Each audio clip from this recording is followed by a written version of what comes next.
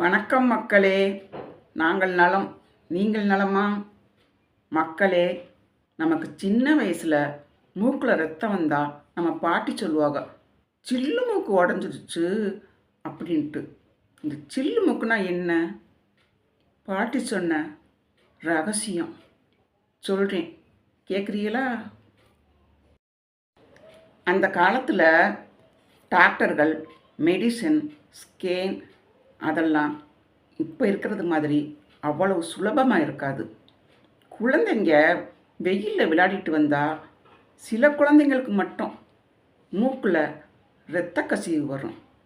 அப்போ பாட்டி சொல்லுவாங்க, அமைதியாக, இது சில்லு மூக்கு உடஞ்சிருக்கு, அதனால தான் மூக்கில் ரத்தம் வருது அப்படின்ட்டு குழந்தைகளை பயமுறுத்தாட்டாமல் அமைதியாக இருக்கணும்னுட்டு சொல்கிற வார்த்தை தான் இந்த சில்லுமுக்கு கதை. தெரியுமா? இதை யாருமே சொல்ல மாட்டாங்க. இந்த மூக்கில் ரத்தம் வர்றதுக்கு முக்கியமான காரணம் என்ன?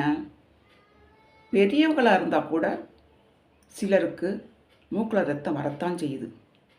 என்ன காரணம் தெரியுமா? உடம்பு சூடு, அதான் முக்கியம்.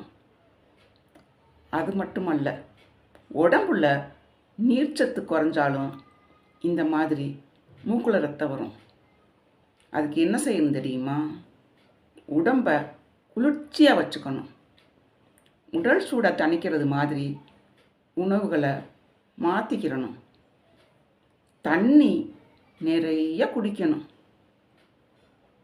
அது மட்டும் இல்லை, இன்னும் சொல்கிறேன், சில்லு மூக்கு உடஞ்சா பயப்பட தேவையில்லை.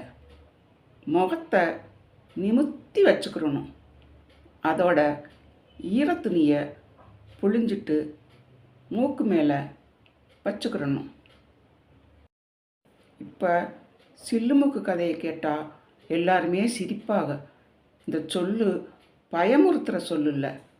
அந்த காலத்தில் பாட்டிகள் வாய் வழியாக பிள்ளைங்களுக்கு தைரியத்தை ஏற்படுத்துகிற வாய்வழி வார்த்தை தான் இந்த வார்த்தை.